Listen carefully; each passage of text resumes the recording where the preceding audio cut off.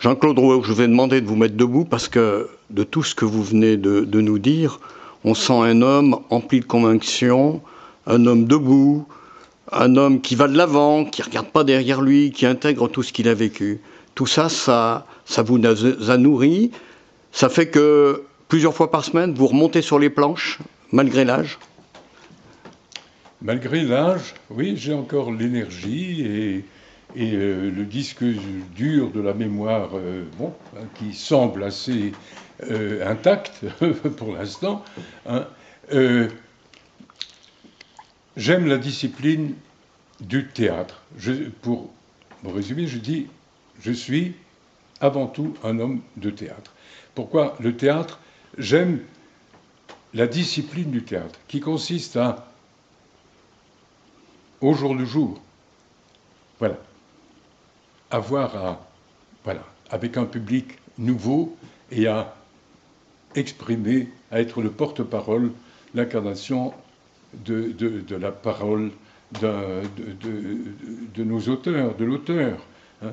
J'aime cette discipline-là, hein, qui est on travaille à nu au théâtre. On est dans l'éphémère. Si ce moment-là qui est perdu, évaporé, si ça n'est pas là, si on ne percute pas l'émotion, l'intelligence de l'auditeur, du spectateur, ben c'est rien, c'est rien. Donc cette remise en question, cette discipline-là, au jour le jour, moi, c'est celle qui me convient le mieux, parce que ça suppose de se rassembler, d'être à l'écoute et d'être et d'essayer de réussir, d'être ce rendez-vous. C'est un rendez-vous avec le public, c'est un rendez-vous avec soi-même. Dans l'art d'être grand-père, il y a votre fauteuil qui est sur la scène, et puis vous allez être face au public. Vous le sentez, ce public, lui qui est dans le noir, que vous ne voyez pas forcément? Le public est là, il y a la force de Hugo. C'est-à-dire que c'est un homme de combat, c'est un homme... D'ailleurs, il dit lui-même, il y a le flux et le reflux. Le reflux, c'est bonté et fureur, quoi. Bon, et donc les textes que j'ai choisis, que ceux qui sont... Ils alternent dans cette gravité et puis cet abandon devant son émotion, devant la pureté de l'innocence, la pureté de ses petits-enfants. En fait,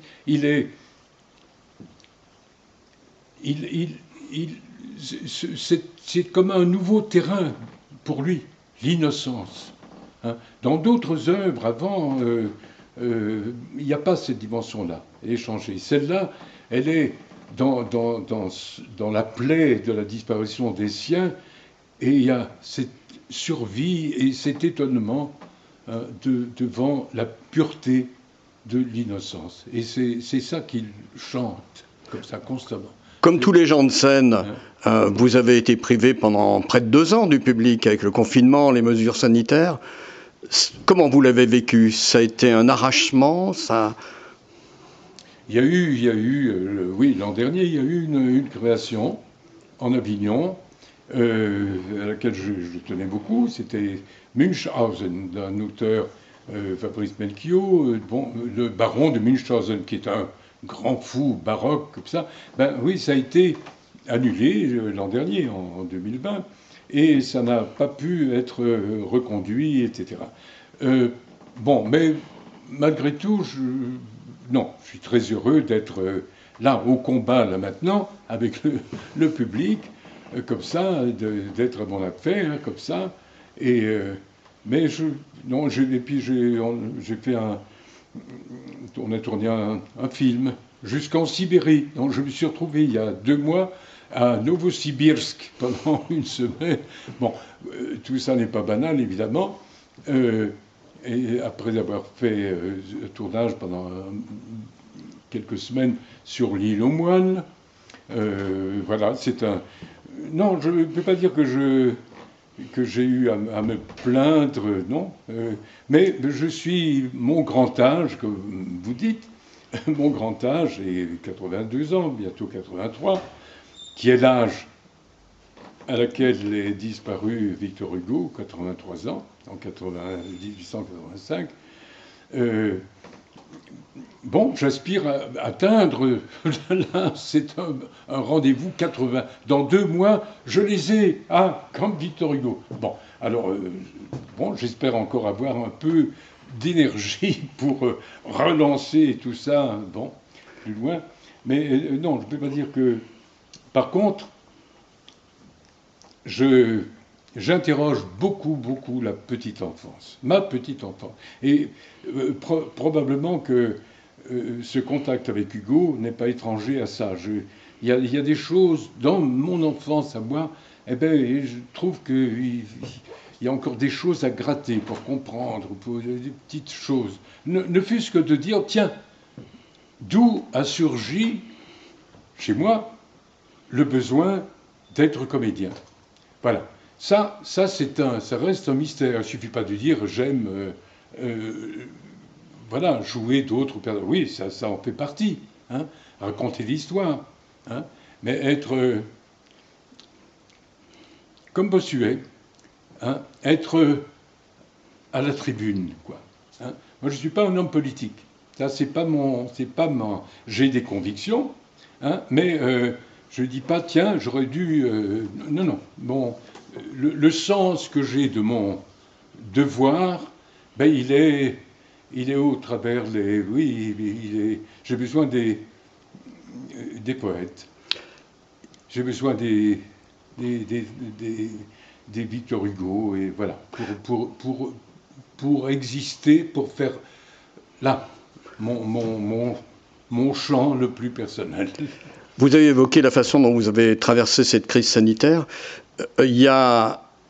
Cette crise sanitaire a été un peu le révélateur, une nouvelle fois, de la situation de la profession, en particulier de l'intermittence du spectacle. Comment, dans votre carrière, justement, vous avez traversé tout ça et comment vous avez vécu cette précarité de la profession d'acteur, de comédien, que ce soit au théâtre, au cinéma, à la télévision? J'ai toujours beaucoup travaillé, tout le temps. On peut dire, ben, j'ai eu de la chance constamment, j'ai enchaîné projet sur projet, etc., et mis en responsabilité aussi de diriger le centre dramatique de Reims. Ensuite, j'ai été nommé à la direction du Théâtre national de Belgique, qui est mon pays d'origine. Et ensuite, oui, j'étais pendant un peu plus de 2 ans parti de la Comédie Française, etc. Et en fait, je suis un comédien nomade. Hein, j'ai besoin de... Je protège l'idée que j'ai de mon indépendance. Je n'ai pas envie de demander la permission à qui que ce soit. Hein, ni non plus qu'on m'aide. Hein, non. Alors, mais vraiment, je peux dire, je ne sais pas si c'est pas une question de talent ou de quoi que ce soit, hein, mais je n'ai pas connu,